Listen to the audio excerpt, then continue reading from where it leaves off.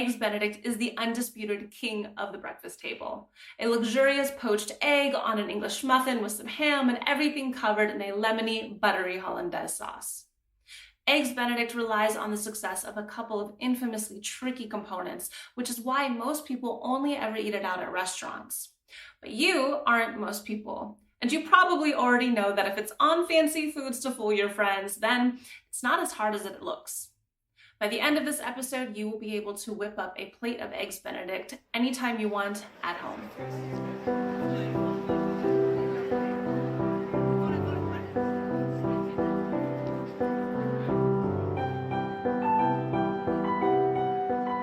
The classic Eggs Benedict features an English muffin topped with a thick-cut, pan-fried piece of ham, a poached egg, and Hollandaise sauce. And that's basically the anatomy of this type of egg dish. You have bread, you have some sort of flavorful toppings like the ham, you have an egg, and then you have the Hollandaise sauce. You can find a lot of wonderful variations of this dish. One of my favorite splurge meals is to have Eggs Benedict topped with fresh crab meat instead of the ham. But there's two non-negotiables, the egg and the Hollandaise sauce. Let's look quickly at the bread and the toppings before we move on to those trickier topics.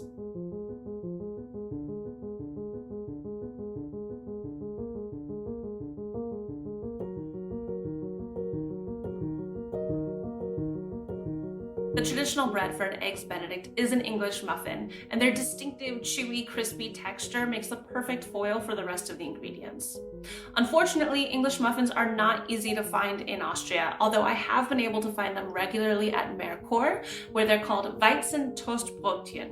And yes, that is difficult for me to say. The good news, however, is that you can easily swap English muffins for another type of bread like brioche or sourdough.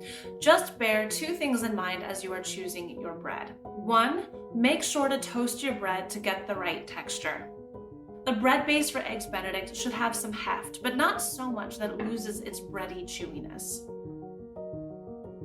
And two, match your flavors. Brioche makes an excellent base for this dish. However, personally, I would reserve it for more non-traditional toppings like sautéed mushrooms, where the natural sweetness in those mushrooms will complement the sweetness in the bread.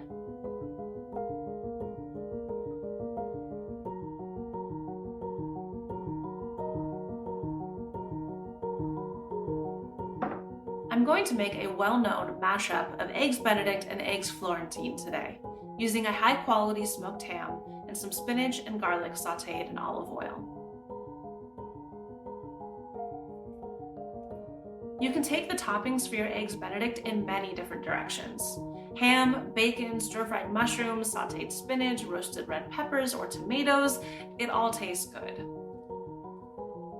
In regards to choosing your toppings, however, I would advise two things. One, keep it simple.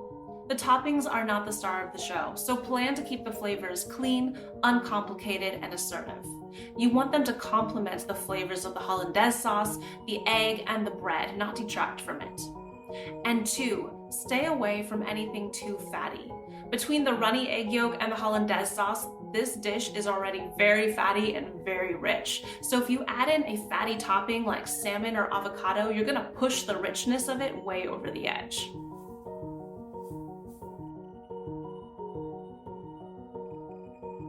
The next element to go on our Eggs Benedict is the egg. But before we tackle poaching our eggs, let's talk about the Hollandaise sauce.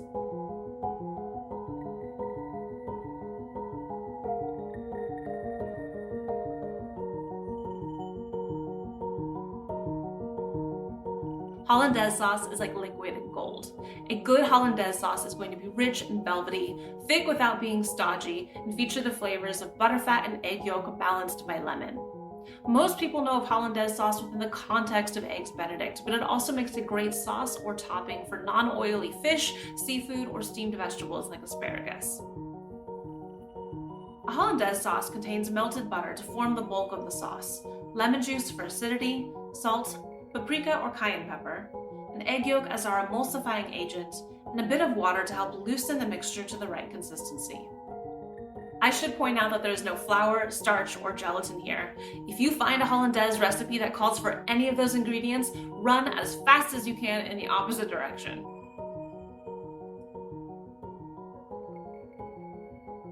A Hollandaise sauce is an emulsion that relies on the emulsifying properties of egg yolks to bring everything together into one smooth sauce. The challenge with emulsions is always breaking. If you don't build and emulsify your sauce at the right speed, the fat and the water molecules that are supposed to be binding together will separate back out into their separate components.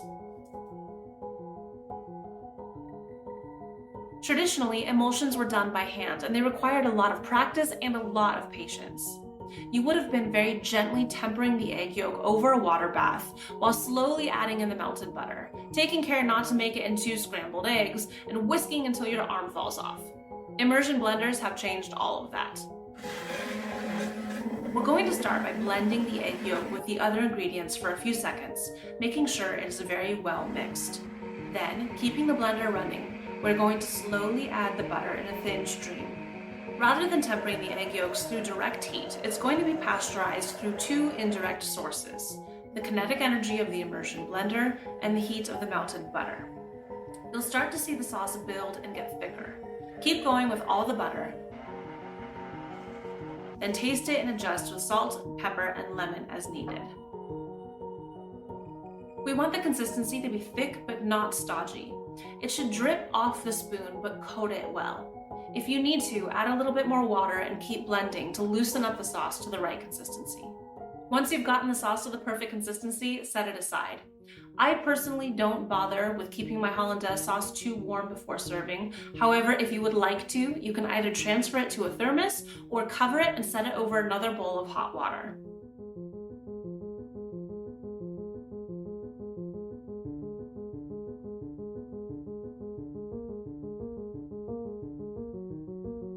Making a delicious poached egg is not difficult.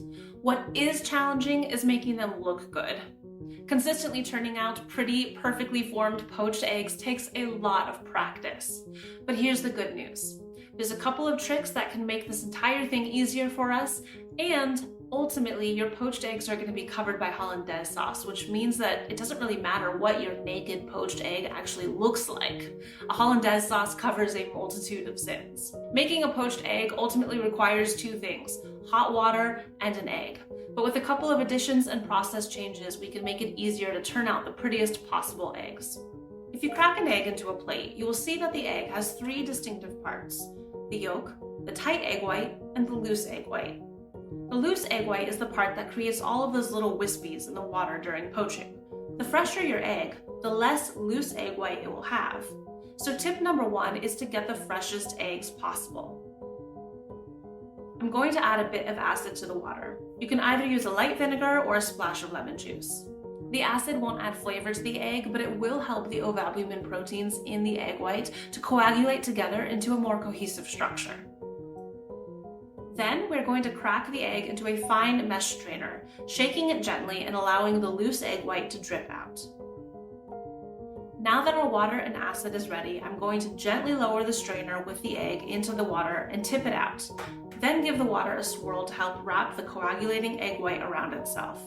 Gentle is the key word here.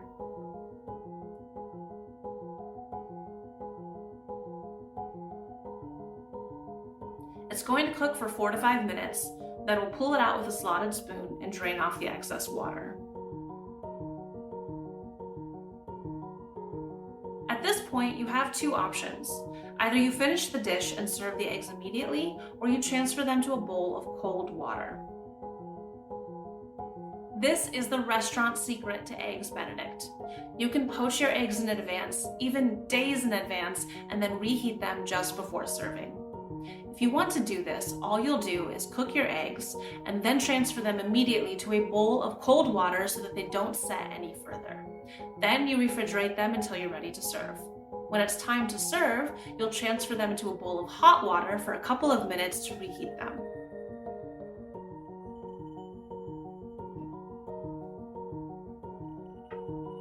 Poached eggs are, by necessity, served warm, not hot. If they get too hot, then the egg yolk is going to set and we won't have that gooey, yolky, runny goodness that we want from an Eggs Benedict. This is great for us because it means you don't need to worry about your poached eggs being served hot. You just don't want to serve them cold.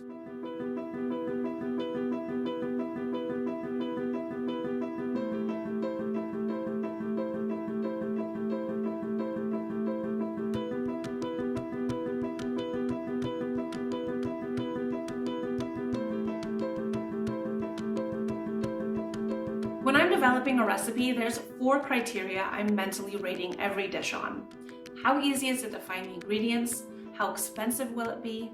How simple is it going to be to make? And is this something I can scale up and use to feed a crowd of people? So here's how I would rate this dish. Overall, these ingredients are easy to find. And if there's one thing that poses a challenge, like English muffins in Austria, you can easily swap that out for something more accessible.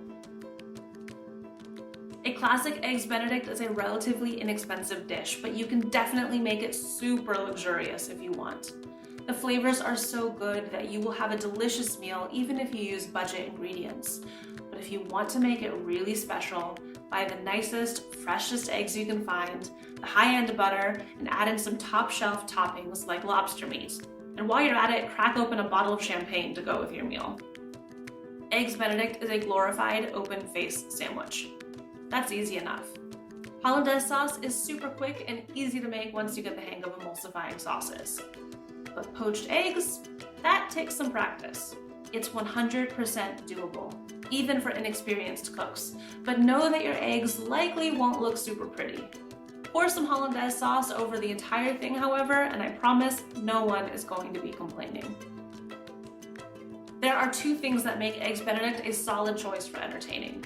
The ability to make the eggs ahead of time, and the fact that this dish doesn't need to be served hot. It's definitely not the easiest brunch meal you could offer, but if you are up for a challenge, it's a very scalable and impressive dish.